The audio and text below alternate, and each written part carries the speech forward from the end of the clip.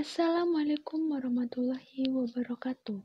Pada kesempatan kali ini saya akan menjelaskan mengenai simpanan giro. Materi yang akan kita bahas yang pertama ada simpanan giro, 2. Cek, 3. Biliet giro. Materi yang pertama yaitu ada simpanan giro. Simpanan giro adalah simpanan pada bank yang penarikannya dapat dilakukan setiap saat setelah memenuhi berbagai persyaratan yang ditetapkan. Rekening giro. Menurut Undang-Undang Perbankan Nomor 10 Tahun 1998 tanggal 10 November 1998, rekening giro adalah simpanan yang penarikannya dapat dilakukan di setiap saat dengan menggunakan cek, biliet giro, atau dengan cara pemindah bukuan. Simpanan. Simpanan adalah dana yang dipercayakan oleh masyarakat kepada bank dalam bentuk giro, deposito berjangka, sertifikat deposito, tabungan, atau yang dapat dipersamakan dengan itu. Jenis simpanan yang ada di bank selain giro adalah tabungan dan deposito. Penarikan rekening giro. Penarikan uang di rekening giro dapat menggunakan sarana penarikan yaitu yang pertama cek, kedua biliet giro. Untuk cek jika penarikan dilakukan secara tunai, sedangkan biliet giro dilakukan jika penarikan non-tunai. Apabila sarana penarikan tersebut habis atau hilang, maka nasabah dapat menggunakan sarana lainnya, misalnya surat pernyataan atau surat kuasa yang ditandatangani di atas materai. Pemilik rekening giro. Pemilik rekening giro sering disebut dengan ziran. Setiap giran akan diberikan bunga berupa jasa giro yang besarnya tergantung bank yang mengeluarkan. Bagi bank giro merupakan dana murah karena bunga yang diberikan kepada giran merupakan bunga yang paling rendah jika dibandingkan dengan suku bunga simpanan lainnya.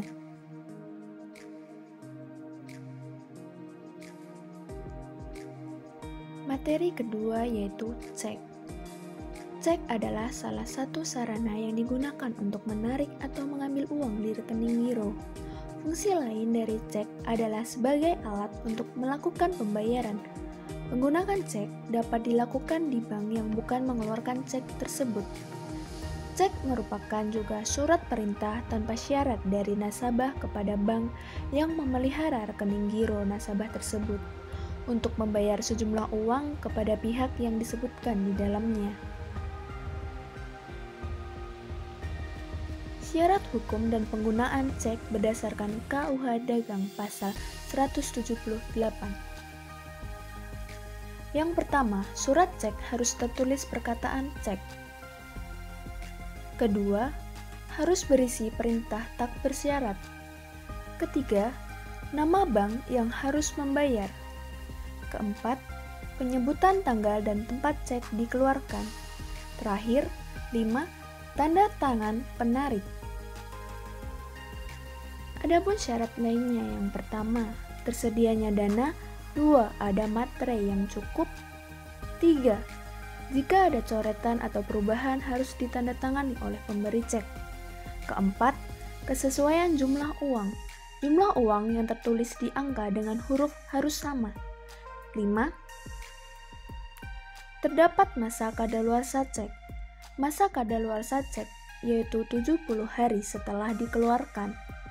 Dan yang terakhir, keenam, kesesuaian tanda tangan atau stempel. Tanda tangan atau stempel perusahaan harus sama dengan contoh tanda tangan. Jenis-jenis cek. Adapun jenis-jenis cek yang pertama yaitu cek atas nama, kedua, cek atas unjuk, ketiga, cek silang, keempat, cek mundur, dan yang terakhir, cek kosong. Yang pertama, cek atas nama. Cek atas nama merupakan cek yang diterbitkan atas nama seseorang atau badan hukum tertentu yang tertulis di dalam cek tersebut. Sebagai contoh, jika di dalam cek tertulis perintah, bayarlah kepada Revalina S. Tomat sejumlah 20 juta, maka cek inilah yang disebut dengan cek atas nama.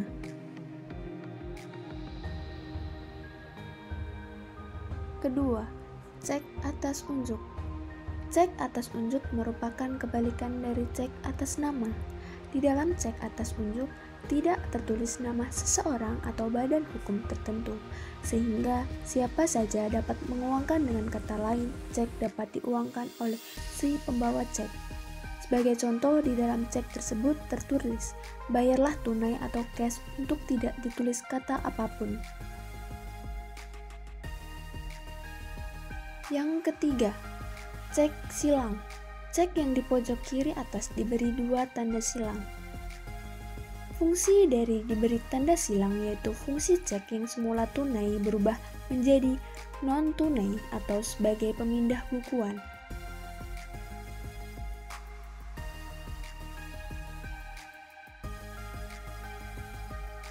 Yang keempat, cek mundur. Cek mundur merupakan cek yang diberi tanggal mundur dari tanggal sekarang. Sebagai contoh, hari ini tanggal 10 Mei 2006. Tuan Rizky bermaksud mencairkan selembar cek dan di mana dalam cek tersebut tertulis tanggal 15 Mei 2006. Jenis cek ini adalah cek mundur atau cek yang belum jatuh tempo. Hal ini biasanya terjadi karena ada kesempatan antara si pemberi cek dengan si penerima cek, misalnya karena belum memiliki dana pada saat itu.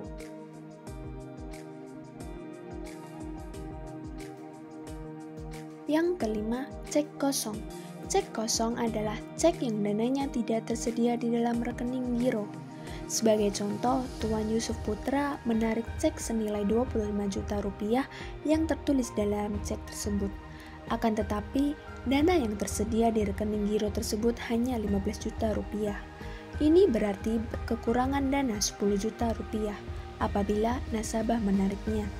Jadi, jelas, cek tersebut kurang jumlahnya dibandingkan dengan jumlah dana yang ada. Jika nasabah melakukan 3 kali, maka nasabah tersebut akan di blacklist atau masuk daftar hitam yang dikeluarkan oleh Bank Indonesia. Kemudian, materi yang ketiga, bilyet giro. Bilyet giro adalah surat perintah dari nasabah kepada bank yang memelihara rekening giro untuk memindah bukukan sejumlah uang dari rekening yang bersangkutan kepada pihak penerima yang disebutkan namanya atau nomor rekening pada bank yang sama atau bank lainnya. Proses penarikannya juga melalui clearing untuk yang dalam satu kota dan inkaso untuk luar kota atau luar negeri.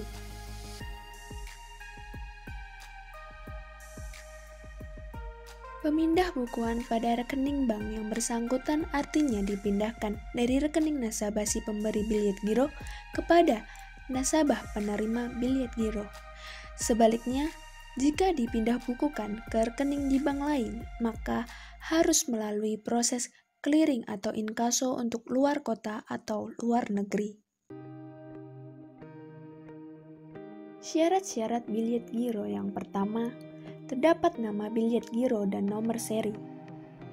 Kedua, perintah tanpa syarat untuk memindah bukukan sejumlah uang atas beban rekening yang bersangkutan. Ketiga, nama dan tempat bank tertarik. Keempat, jumlah dana yang dipindahkan dalam angka atau huruf.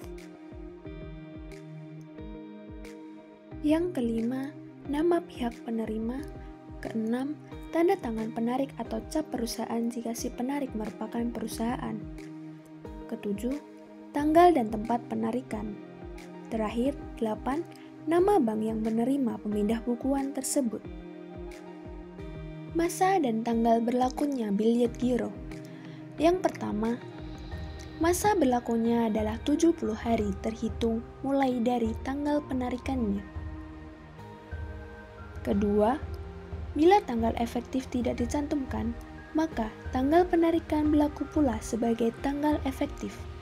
Ketiga, bila tanggal penarikan tidak dicantumkan, maka tanggal efektif dianggap sebagai tanggal penarikan.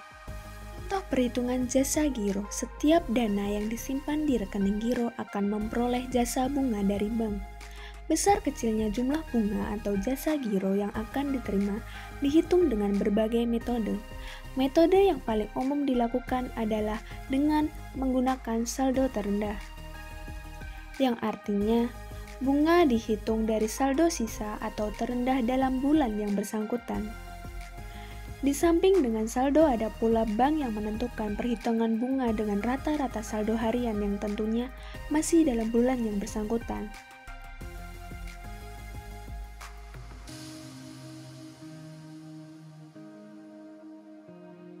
Untuk lebih jelasnya perhitungan jasa giro, terdapat transaksi yang terjadi pada rekening giro Tuan Reina selama bulan Desember 2020. Terdapat beberapa transaksi dari tanggal 1 hingga 29 Desember. Pertanyaannya, diminta untuk menghitung berapa bunga bersih yang Tuan Reina terima selama bulan Desember jika bunga dari saldo terendah dan saldo rata-rata pada bulan yang bersangkutan dengan suku bunga yang berlaku 17% per tahun.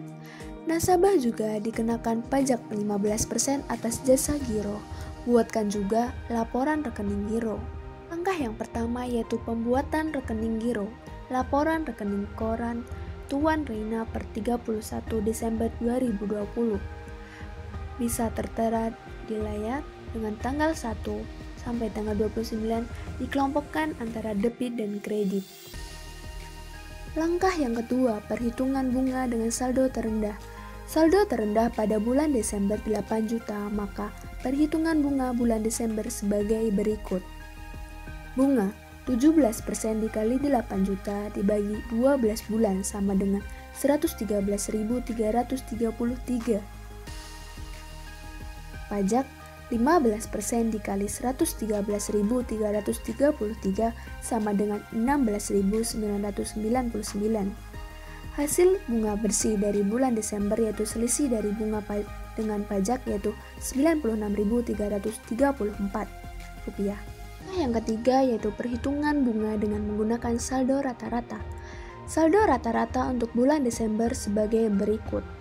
Rp121 juta dibagi 8 sama dengan 15.125.000. Maka bunga saldo rata-rata sebagai berikut.